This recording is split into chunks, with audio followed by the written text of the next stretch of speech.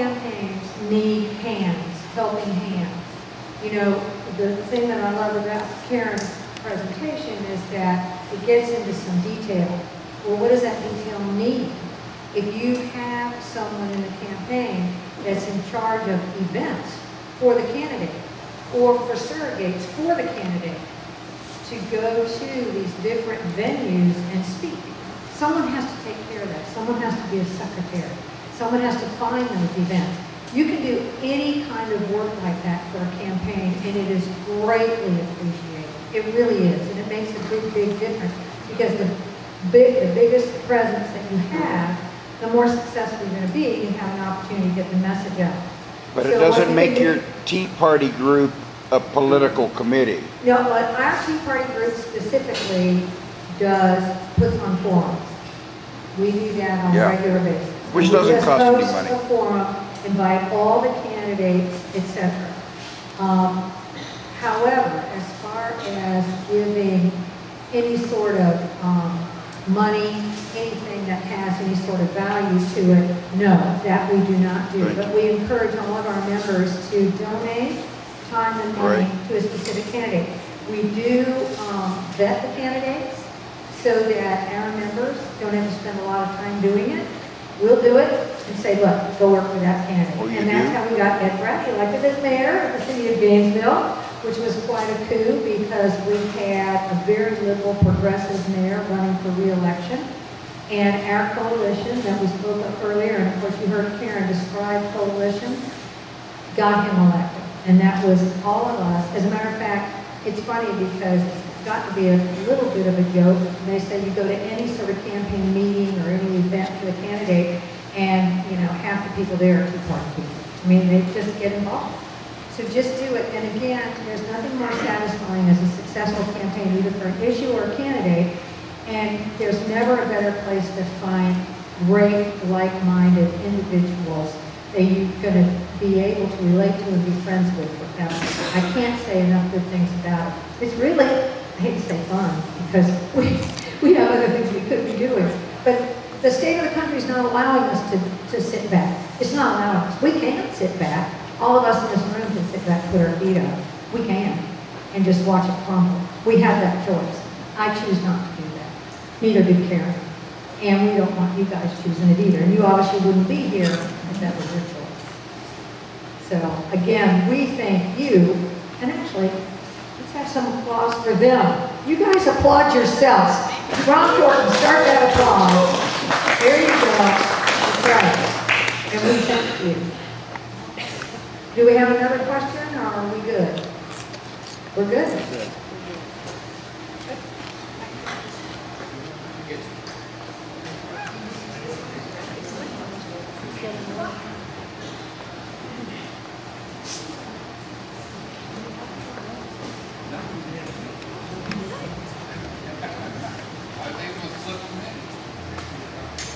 Well, we are actually 10 minutes ahead of time. Do you want to continue, or do you guys want to take a 10-minute break?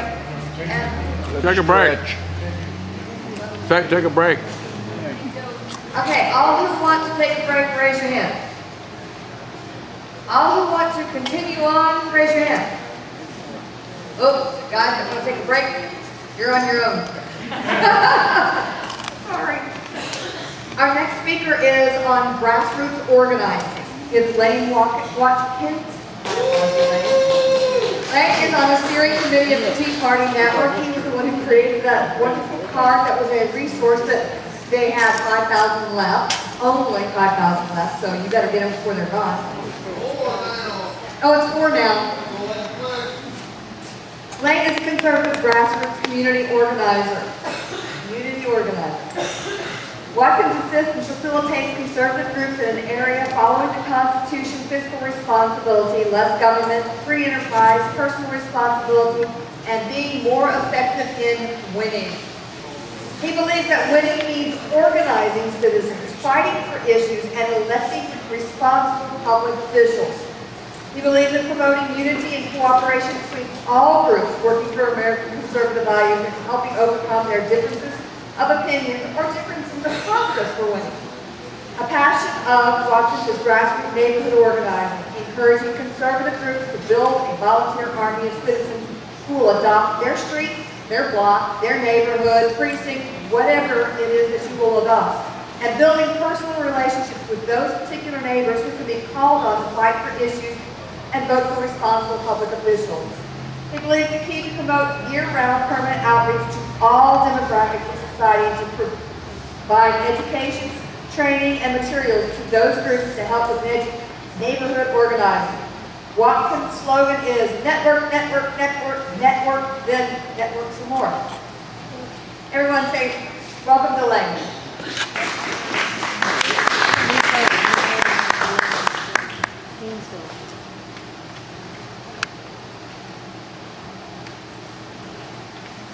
Thank you very much.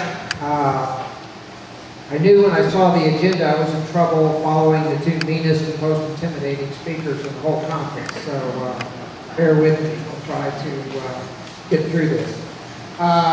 First, the other problem I have is trying to keep in my head everything I've heard today. I have some past history with rail. The last rail project I designed was a monorail. It was on company-owned property. It was wholly owned by the company. It was obscenely expensive.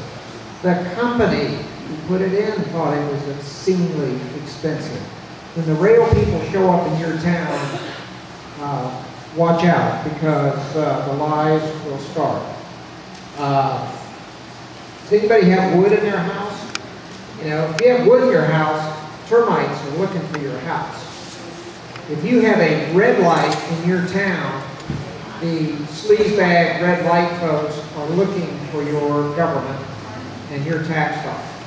If you have a population center, the rail people are looking for you.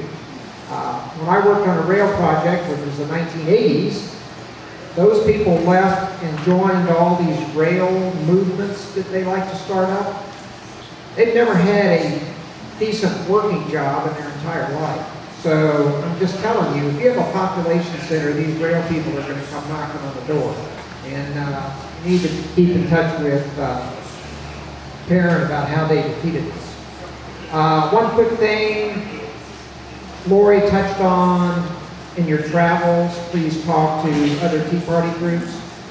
We are also trying to start a movement where a Tea Party leader, you know, from the Orlando area, for instance, comes up and talks to the Gainesville Tea Party or the North Central Florida Tea Party, and likewise, our leaders go there. We really need to be networking among Tea Parties and sharing our stories.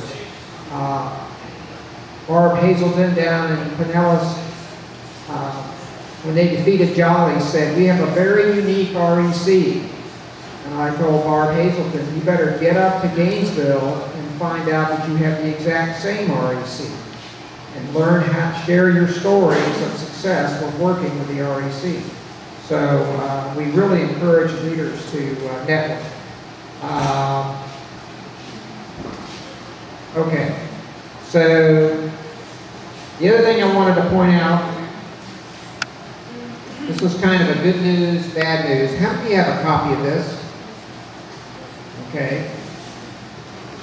You all need to get a copy, those of you who don't have a copy of this, and read it. And I defy you to tell me that what you see every single day in terms of press releases, I don't care if it's a left-leaning county commissioner or a left-leaning president, doesn't come straight out of this book. All right? Oh, I'm sorry. You can't. I'm sorry. I thought you could read it. I was hoping you could read it. The name of this book is called Rules for Radicals. The author is a guy by the name of Saul Alinsky. If you want some fun reading, look up Saul Alinsky on the internet and look at his bio. It's a real sleazebag. This book, you may have heard this. This book is dedicated to Lucifer. Is Lucifer a good guy? You know? But it is in there. But he basically tells the left how to defeat you in your country. And if you don't believe it, I'm telling you, get a copy of this book and read it. The next book you're going to get is called The Blueprint: How the Democrats Won Colorado by Adam Schrager and Rob Whitmer. And again, if you don't think this battle for your country is personal, you really need to get that book and read it. Because we, as people who believe in American values, keep thinking that we can go present logical arguments and reason with people and sell our way of thinking. And it just ain't so, because that's not how they're organized. They are organized to win. Okay? If you pick up a copy of the Quran, you will find references to they are not only allowed but encouraged to lie, cheat, and steal against their enemies. All right? If you pick up this book, they are encouraged to lie, cheat, and steal against you. You feel you're representing honesty and trying to be fair. That's not what they're interested in. So, I highly encourage you to get a copy of those two books and read them seriously. And why? I want you to understand what you're up against, and I want you to learn how to deal with it. Because they're interested in one thing. They're not interested in selling rail. They're not interested in your health. They're interested in winning. And when they win, they put people in office who vote their way. And they vote to control your life and take away your freedoms. If you take a look at the bio of Alvin Brown, the mayor of Jacksonville, Florida, Alvin Brown has no connection to Jacksonville, Florida. Alvin Brown is just simply a guy who submitted a resume for a job applicant for a leftist to run an election controlled by the left machine. So, what you're hearing here today and tomorrow, is how to deal with these people. And that's what we've got to do. We've got to learn how to deal. We've got to learn how to win. Now, when I say winning, I happen to equate how we win with networking, and I also happen to relate it to the word relationships. You all talk to people every single day, and what you've heard today is amend the way you talk to the person in the supermarket line to include politics. You heard the pastor say that there's no aspect of your life that's not politics. I happen to agree with him. So, there are ways to talk to strangers about politics in a non-threatening and non-adversarial manner. And that's what we have to learn. So, I wanted to throw that out. So, let's see here. So I'm going to talk a little bit about winning. Precinct organizing, how to save America while building community, making new friends, and having fun. Because of the fact that we're late in the day, the whole grassroots thing is probably an hour and then questions. So I kind of reduced it down to something I thought I would be able to cover a topic reasonably, but each one of you got a handout. And that handout has my contact information on it. And it has an idea of what I would cover in the full presentation. What I'd like you all to do is consider, just as Garrett will go any place, just as Gary will go any place and talk, I will go and come to any group that wants to learn more about this topic. But this is a very, very important topic for us. So what I'm going to do today is mainly focus on the data that has been discussed today. Now, if you listen to Ron and Zach this morning, they talked a lot about data. If you ask Slade O'Brien or one of his folks to come down, they're going to talk to you about phone banking and data. If you talk to Gary about phone banking, they have data. It all starts with what you did when you registered to vote. That is the basis for all this data. When you registered to vote, you gave them personal identification, your name, your age, your address, your sex, your political party, and then each time you vote, the supervisor of elections records that data. Okay? This data is available to you as a citizen. Whether you're a Tea Party leader, whether you're a leftist, whether you're a candidate, whether you're an individual citizen, this data is your data. You can go down to your supervisor of elections and say, I'd like all the data for Columbia County, Dade County, Putnam County. They're not necessarily going to give you data in a county where you don't live. But if you're a resident of the county, all you have to do is walk in. I analyzed 2 counties, Duval and Columbia. And they could not get me this information fast enough. They are there to serve the public. They emailed it to me. This isn't sophisticated, folks. It ain't rocket science, as they say. Okay. So you're going to get a data file. Every registered voter in the county is in this file. As I said before, got your name, got your address, your sex, your party, and every election back until about the beginning of time that has whether you voted or not. It's a little more complicated than this. It's easy to figure out. It tells you if you're an early voter. It tells you if you voted absentee. It tells you if you didn't vote. It tells you if you went to the polling place. All right? It's all there. Every single registered voter. So, what is this information useful for? Remember, I used the word relationships.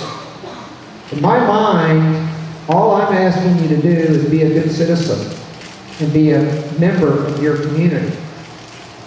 And again, how do you do that? You interact with people in your community. You go to community events. You can take this information. Whoops. Sorry about that. What did I do here? All right. You can sort it by party. You can sort it by how often a voter votes. And what have I got then? I can take a look at people who vote every time. What does that tell me about somebody who votes every time? That says they're a pretty interested citizen, doesn't it? It tells me they're committed. It tells me they probably share my values. You all take the time to come to Tea Party meetings and organizational meetings. You're making a personal sacrifice to be involved in the process. These are people who may not come to Tea Party meetings, but they're probably pretty committed people. So here we go. I've sorted this thing. My first choice isn't to run out and argue with a liberal. So the first thing I do is sort it by political party. And I'll talk first to my Republican friends. I see that they vote in every election. Now, nothing I tell you all, hopefully some of you all know all this already, because nothing I'm telling you is new. This is the way the left operates. That's why I wanted to tell you to read that book, find out how organized they are and how committed they are and what they do. But this is the way you come and you find volunteers. Now I happen to I'm trying to sell you on the idea of a permanent relationship with these people. Once you get this data, I want you to keep it. Because I want you to start calling these people, and yes, their phone numbers are on there. By the way, when you register to vote, some people don't like putting their real phone number down. So the phone number data in voter registration files is suspect a lot of times. Now, if you get the data from Gary or AFP or somebody like that, they make efforts to clean it up. And that's what they add value. But here's my thing. How many Tea Party leaders do we have in the room? Y'all got enough volunteers? Huh? Every Tea Party is usually a committee of like 3 people doing everything. So if you want to get some more volunteers, start on this list. Now this list, let me tell you right now, this is going to be just like sales. You're not going to get, some people aren't interested. All right? But some people are. Some people have no clue what we do. So it takes a little bit of discussion. Remember that word relationship. My attitude is the first time you call them, you're just calling to talk. And maybe ask them, is everybody in your family registered to vote? Wouldn't get into politics. I don't get into issues. I'm just trying to befriend a neighbor who happens to be as committed to voting as I am. As you develop that relationship, some people are going to indicate that they're not interested. You cross them off your list. Some people are very interested, and you work with them. And they can eventually become a volunteer. Again, this is nothing new. The campaigns do this. The other side does this. You can get volunteers. You can find people to work with you on issues. And then the big payoff is you have people that help turn out the vote in elections. That's where we're going with this. Okay? All right. Do any of you all believe this? Yes. One of the things, and I'm hoping you understood what they said, Zach and Ron this morning talked about how small a number that you need in order to win elections. And Ron showed you how we got that. You don't need everybody in the county to win your county. You actually need a very few people. And I want you to think, the bad news is the left is exceptionally well organized and is exceptionally well funded. The good news is grassroots activities are very effective, and we have shown by turning out just a few more voters that we beat them. They are beatable. That's the good news. So, if I'm looking for a few elections, I can look at my precinct. Here we are, 8 elections.